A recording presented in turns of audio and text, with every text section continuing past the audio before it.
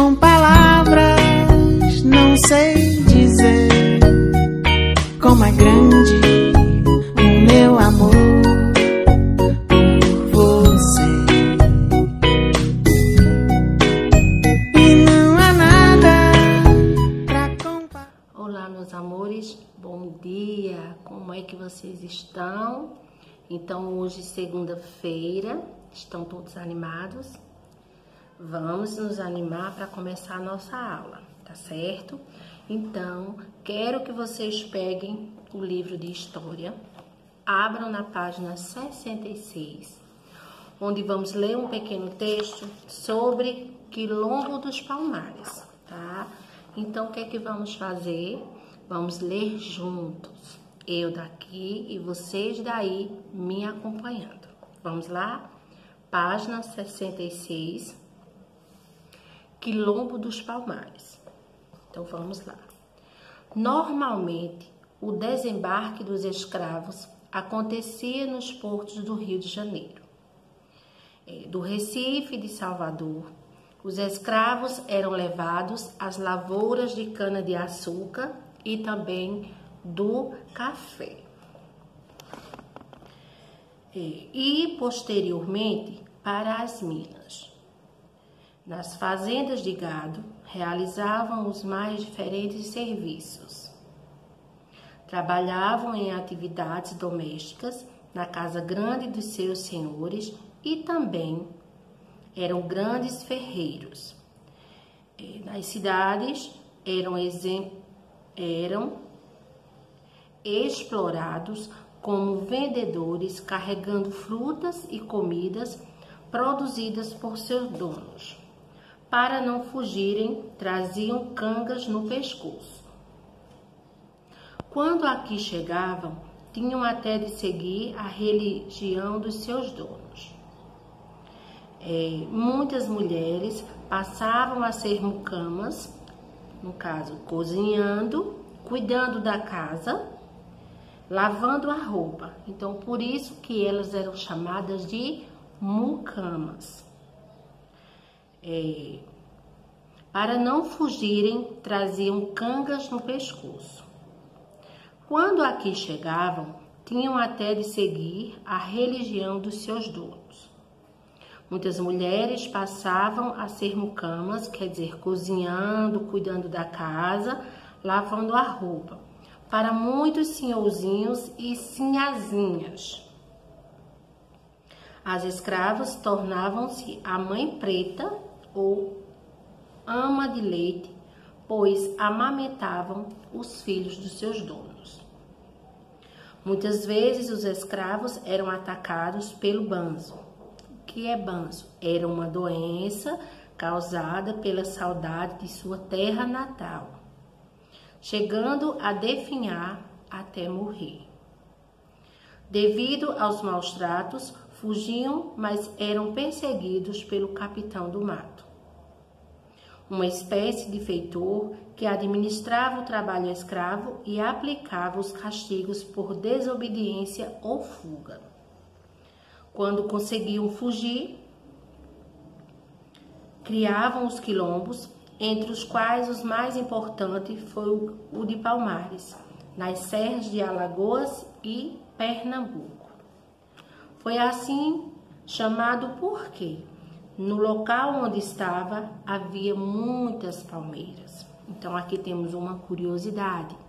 O Quilombo dos Palmares reuniu cerca de 20.000 pessoas, entre escravos fugitivos, indígenas e brancos fora da lei. Seu último líder, que era Zumbi, pela sua bravura, virou lenda. Vítima de traição, Zumbi foi morto numa emboscada e teve sua cabeça espetada e exposta em praça pública, no Recife. Esse fato aconteceu no dia 20 de novembro de 1695 e foi tomado como marco para o Dia Nacional da Consciência Negra, quando podemos avaliar e repensar a contribuição do africano na formação do povo brasileiro. Então, na página 67, tem aí uma foto, né, uma imagem de Zumbi dos Palmares. Ele foi o mais famoso dos quilombos, foi o Quilombo dos Palmares. Ele, atual de Alagoas, esse quilombo era chefiado por Zumbi. Houve 25 expedições que tentaram destruir o Quilombo dos Palmares, mas não tiveram sucesso. Diante de tal resistência, o governador de Pernambuco contratou o bandeirante paulista Domingos Jorge Velho para destruir o quilombo, porque temia sua força. Zumbi ainda tentou resistir com alguns de seus homens, mas foi traído e preso. Sua cabeça foi cortada, presa a um poste e exposta numa praça do Recife para que servisse como exemplo aos demais escravos. O primeiro ataque de Domingos Jorge Velho fracassou, mas depois que recebeu um reforço de quase 3.000 homens, conseguiu entrar e massacrar os habitantes de Quilombo dos Palmares. Então aí temos mais uma curiosidade: a presença de mulheres negras nos quilombos. Algumas mulheres se destacaram nos quilombos, aí tem o nome delas aqui. Aqualtune, ela era uma líder do Quilombo dos Palmares. Era princesa na África, filha do rei Congo, foi vendida como escrava para o Brasil. Chefiou uma das povoações que levava o seu nome, Mocambo de Aqualtune. Também temos Teresa de Quariterê, era rainha do Quilombo. Quariterê, durante 20 anos, no século XVIII, liderou um grupo dos negros e indígenas. Impôs tal organização a Quariterê e o Quilombo sobreviveu até 1770. Então, Quariterê se caracterizou pelo seu trabalho com forja, pois transformava em instrumentos de trabalho os ferros utilizados contra os negros. E também temos Dandara, uma das lideranças femininas negras que lutou junto a Zumbi dos Palmares contra o sistema escravocrático. Dandara se colocou ao lado de Zumbi contra Ganga Zumba, por este assinar o Tratado de Paz com o governo português. Então, essas três mulheres que a gente acabou de ver eram três mulheres guerreiras que lutavam, né, com o apoio de Quilombo dos Palmares. Na página 68 temos um exercício, certo?